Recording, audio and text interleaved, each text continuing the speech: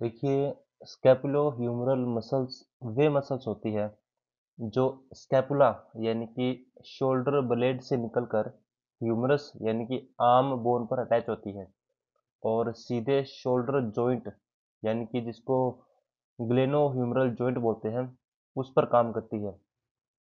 यानी कि ये मसल्स स्कैपुला और आर्म बोन को जोड़ती है और शोल्डर जॉइंट को मूव और कंट्रोल करती है। जब हम हाथ को उठाते हैं और घुमाते हैं या आगे और पीछे ले जाते हैं या कि फिर जब स्विंग करते हैं तो ये सारी मूवमेंट्स स्कैपुलोह्यूमरल मसल की वजह से पॉसिबल होती है। इसलिए इन्हें शोल्डर जॉइंट की मेन वर्किंग मसल बोलते हैं। इन मसल्स का सबसे इम्पोर्टेंट काम है आर्म को शोल्डर जॉइंट पर मूव कराना।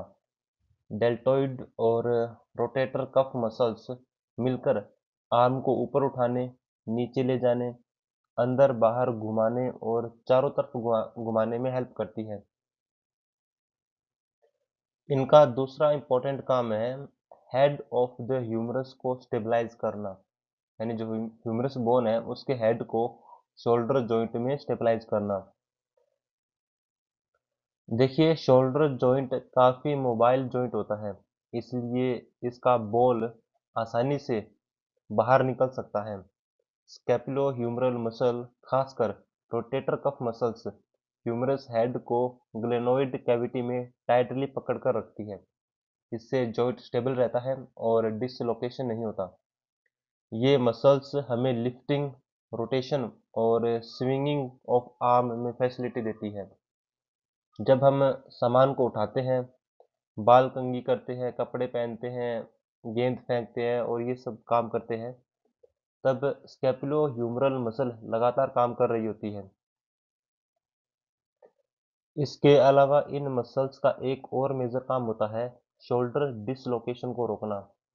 रोटेटर कफ मसल्स जॉइंट को चारों तरफ से सपोर्ट देती है, जिससे ह्यूमरस अपनी जगह पर बना रहता है। देखिए, स्कैपुलोह्यूमरल मसल्स कुल 6 मसल्स होती हैं, जो सीधे स्कैपुला से निकलकर ह्यूमरस पर अटैच होती हैं और शोल्डर जॉइंट को मूव और स्टेबलाइज करती हैं। ये मसल्स शोल्डर मूवमेंट का कोर सिस्टम बनाती हैं। जैसे पहली मसल है डेल्टॉइड, दूसरी है सुप्रास्पिनेटस, इंफ्रास्पिनेटस, टेरेस माइनर, सबस्कैपुलरिस और टेरेस मेजर। इनमें से जो 4 मसल्स हैं सुप्रास्पिनेटस, इंफ्रास्पिनेटस, टेरेस माइनर और सबस्कैपुलरिस, ये मिलकर रोटेटर कफ मसल्स बनाती हैं। इनको हम सिट्स SITS से याद रख सकते हैं। देखिए, rotator cuff muscles shoulder joint को चारों तरफ से घेर कर ह्यूमरस हेड को ग्लेनोइड कैविटी में टाइटली होल्ड करके रखती है। इसका मेन काम स्टेबिलिटी देना होता है। अगर ये मसल्स वीक हो जाती है या टियर हो जाती है तो शोल्डर अनस्टेबल हो जाता है और पेन के साथ आर्म को उठाने में दिक्कत होती है। अब देखिए, जो डेल्टॉइड होती है वो शोल्डर की मेन एब्डक्टर मसल है जो आर्म को ऊपर उठाने में हेल्प करती है। Teres major rotator cuff muscles का हिस्सा नहीं है, लेकिन आर्म की एडक्शन और मेडियल रोटेशन में हेल्प करती है। Rotator cuff muscles shoulder joint की सबसे इम्पोर्टेंट स्टेबलाइजिंग मसल्स होती हैं। ये 4 स्पेशल मसल्स होती हैं जो ह्यूमरस के हेड को चारों तरफ से घेरकर ग्लेनोइड कैविटी में टाइटली पकड़कर रखती हैं। ये चारों मसल्स स्कैपुला से निकलकर ह्यूमरस के ट्यूबरकल पर अटैच होती हैं और शोल्डर जॉइंट के चारों तरफ एक कफ यानी कि एक प्रोटेक्टिव कवर बना देती है। इस वजह से इसे रोटेटर कफ कहा जाता है। इन मसल्स का मेन काम होता है शोल्डर जॉइंट को स्टेबल रखना। शोल्डर जॉइंट काफ़ी ज़्यादा मोबाइल होता है, इस वजह से इसमें डिसलोकेशन का खतरा हमेशा बना रहता है। Rotator cuff muscles humerus head को सही पोजीशन में रखती है, जिससे कि यह ऊपर, नीचे या बाहर की तरफ न निकल सके। ये मसल्स आर्म रोटेशन में भी हेल्प करती हैं। सुप्रास्पिनेटस आर्म को उठाने की शुरुआत करती है। इंफ्रास्पिनेटस और टेरिस माइनर आर्म को बाहर की तरफ घुमाते हैं और सब स्केपुलरीज आर्म को अंदर की तरफ घुमाती है। स्कैपुलोह्यूमरल मसल्स की वर्किंग को सही तरीके से समझने के लिए उनके ओरिजिन, इंसर्शन और एक्शन को समझना काफ़ी ज़रूरी है। तो सबसे पहले डेल्टोइड मसल्स को समझते हैं।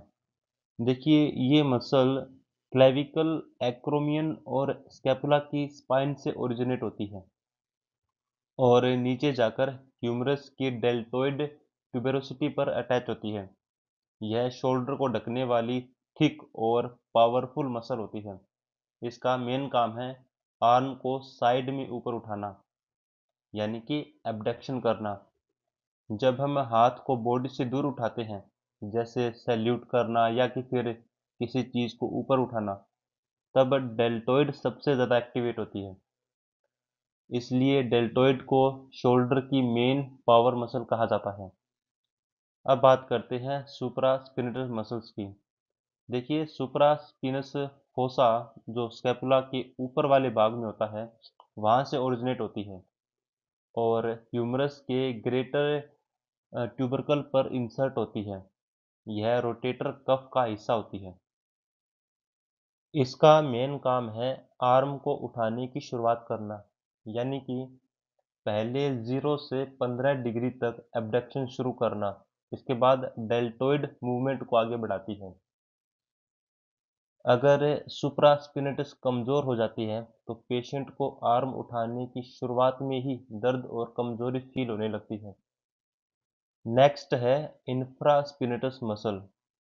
यह इंफ्रास्पिनस फोसा यानी कि स्कैपुला के पीछे वाले ही भाग से ओरिजिनेट होती है और ग्रेटर ट्यूबरकल ऑफ ह्यूमरस पर इंसर्ट होती है। यह भी रोटेटर कफ का ही हिस्सा होती है। इसका मेन एक्शन है आर्म को बाहर की तरफ घुमाना, यानी कि लेटरल रोटेशन। जब हम हाथ को पीछे घुमाते हैं या बाहर की तरफ मोड़ते हैं, तब इंफ्रास्पिनेटस एक्टिव होती है। यह शोल्डर जॉइंट की स्टेबिलिटी में भी हेल्प करती है। नेक्स्ट है टेरिस माइनर। यह मसल स्कैपुला के लेटरल बॉर्डर से ओरिजिनेट होती है और ह्यूमरस के ग्रेटर ट्यूबरकल पर इंसर्ट होती है। ये रोटेटर कफ का हिस्सा होती है। इसका मेन काम है आर्म को बाहर की तरफ घुमाना, यानी कि लेटरल रोटेशन करना। जब हम हाथ को बाहर की तरफ मोड़ते हैं, जैसे दरवाज़ा खोलते टाइम, तो उस टाइम जो एल्बो मुड़ता है, तब टेरेस माइनर एक्टिव होती है। यह शोल्डर जॉइंट को स्टेबलाइज करने में भी हेल्प करती है। नेक्स्ट मसल है सब स्केपुलरीज। यह स्कैपुला की एंटीरियर सरफेस, यानी कि सब स्कैपुलर फोसा से ओरिजिनेट होती है और ह्यूमरस के लेसर ट्यूबरकल पर इंसर्ट होती है। यह भी रोटेटर कफ की मसल होती है। इसका मेन एक्शन है आर्म को अंदर की तरफ घुमाना, यानी कि मेडियल रोटेशन। जब हम हाथ को बॉडी की तरफ मोड़ते हैं या पीछे की जेब में हाथ डालते हैं, तब सब स्कैपुलरीज काम करती हैं। यह ह्यूमरस हेड को ग्लेनोइड कैविटी में अच्छे से होल्ड करके जॉइंट को स्टेबिलिटी देती है। नेक्स्ट मसल है टेरेस मेजर। यह मसल स्कैपुला के इंफीरियर एंगल से ओरिजिनेट होती है और ह्यूमरस के medial lip of bicipital groove पर इंसर्ट होती है। यह रोटेटर कफ का हिस्सा नहीं होती, लेकिन शोल्डर मूवमेंट में इंपॉर्टेंट रोल प्ले करती है। इसका काम होता है आर्म को बॉडी की तरफ लेके आना, यानी कि अडक्शन करना, और अंदर की तरफ घुमाना, यानी कि मीडियल रोटेशन। जब हम किसी चीज़ को अपनी तरफ खींचते हैं या आर्म को नीचे लेके आते हैं, तब टेरेस मेजर एक्टिव होती है। स्कैपुलोह्यूमरल मसल्स की nerve supply mainly brachial plexus से आती है। ये नर्व्स शोल्डर जॉइंट की मूवमेंट और स्टेबिलिटी के लिए काफ़ी इंपॉर्टेंट होती हैं। डेल्टॉइड और टेरेस माइनर इन दोनों को ऑक्सिलरी नर्व सप्लाई करती है। यह nerve surgical neck of humerus के पास से गुजरती है, इसलिए फ्रैक्चर में आसानी से इंजर्ड हो सकती है। सुप्रास्पिनेटस और इंफ्रास्पिनेटस की अगर बात करें तो इन दोनों को सुप्रास्कैपुलर नर्व सप्लाई करती है। यह नर्व स्कैपुला के सुप्रास्कैपुलर नोच से गुजरती है। इंजरी होने पर आर्म को उठाने की शुरुआत करने और लेटरल रोटेशन कमजोर हो जाती है। अब इसके बाद बात करते हैं सब स्कैपुलरीज और टेरेस मेजर मसल की। इनको अपर और लोअर सब स्कैपुलर नर्व सप्लाई करती है, जो ब्रेकियल प्लेक्सस से निकलती है। इनकी इंजरी से मीडियल रोटेशन और एडक्शन प्रभावित हो सकते हैं। इस रीजन की मसल्स को mainly auxiliary artery, suprascapular artery और सर्कमफ्लेक्स ह्यूमरल आर्टरीज की ब्रांचेस से सप्लाई मिलती है। देखिए, जो ऑक्सिलरी आर्टरी होती है वो सब क्लेवियन आर्टरी का ही कंटिन्यूएशन होती है और शोल्डर और आर्मपिट रीजन से होकर गुजरती है। यह आर्टरी डेल्टॉइड, टेरेस मेजर, सबस्कैपुलरीज और आसपास की मसल्स को रिच ब्लड सप्लाई देती है। शोल्डर रीजन की मेन आर्टरी यही मानी जाती है। नेक्स्ट है सुप्रास्कैपुलर आर्टरी, जो सब क्लेवियन आर्टरी से निकलती है और स्कैपुला के पीछे जाकर सुप्रास्पिनेटस और इंफ्रास्पिनेटस मसल्स को सप्लाई करती है। ये दोनों रोटेटर कफ मसल्स हैं, इसलिए इनकी न्यूट्रिशन और हीलिंग के लिए सुप्रास्कैपुलर आर्टरी काफ़ी इंपॉर्टेंट होती है। नेक्स्ट है सर्कमफ्लेक्स ह्यूमरल आर्टरी। ये ऑक्सिलरी आर्टरी की ही ब्रांचेज होती हैं और ह्यूमरस के सर्जिकल नेक के चारों तरफ घूमती है। इसमें mainly anterior circumflex humeral artery और पोस्टीरियर सर्कमफ्लेक्स ह्यूमरल आर्टरी होती है। ये डेल्टोइड, टेरेस माइनर और शोल्डर जॉइंट कैप्सूल को ब्लड सप्लाई करती है। Posterior circumflex humeral artery axillary nerve के साथ चलती है, इसलिए फ्रैक्चर में दोनों साथ साथ इंजर्ड होते हैं। इन तीनों आर्टरीज को मिलाकर शोल्डर रीजन में एक स्ट्रॉन्ग वैस्कुलर नेटवर्क बनता है, जिससे मसल्स जल्दी हील हो पाती है और लगातार काम कर पाती है। इन मसल्स के एक्शन की अगर बात करें तो सबसे पहले डेल्टोइड मसल को देखते हैं। ये शोल्डर की सबसे पावरफुल मसल होती है और इसका मेन काम आर्म को साइड में ऊपर उठाना यानी कि एबडक्शन करना होता है। जब हम हाथ को बॉडी से दूर उठाते हैं, जैसे कि सैल्यूट करते हैं या किसी चीज़ को ऊपर उठाते हैं, तब डेल्टोइड सबसे ज़्यादा एक्टिव होती है। नेक्स्ट है सुप्रास्पिनेटस मसल। यह रोटेटर कफ का हिस्सा होती है और इसका काम है एबडक्शन की शुरुआत करना, यानी कि शुरू के 0 से 15 डिग्री तक की मूवमेंट यही मसल करती है। नेक्स्ट है deltoid movement. Deltoid muscle movement को आगे बढ़ाती है। अगर सुप्रास्पिनेटस वीक हो जाती है तो आर्म को उठाने की शुरुआत में दर्द और कमजोरी फील होती है। नेक्स्ट है इंफ्रास्पिनेटस और टेरेस माइनर।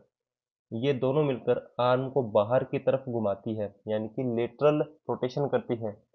जब हम हाथ को बाहर की ओर मोड़ते हैं, जैसे पीछे से कुछ पकड़ना, तब ये मसल्स काम करती है।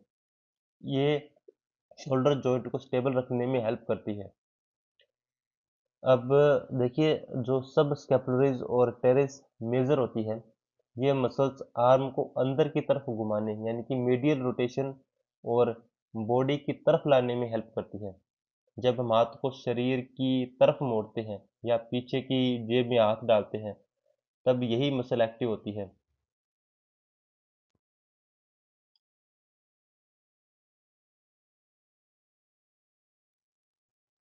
देखिए, जो रोटेटर कफ टियर एक कंडीशन होती है, यह तब होती है जब रोटेटर कफ की कोई टेंडन, स्पेशली सुप्रास्पिनेटस टेंडन, ये फट जाती है।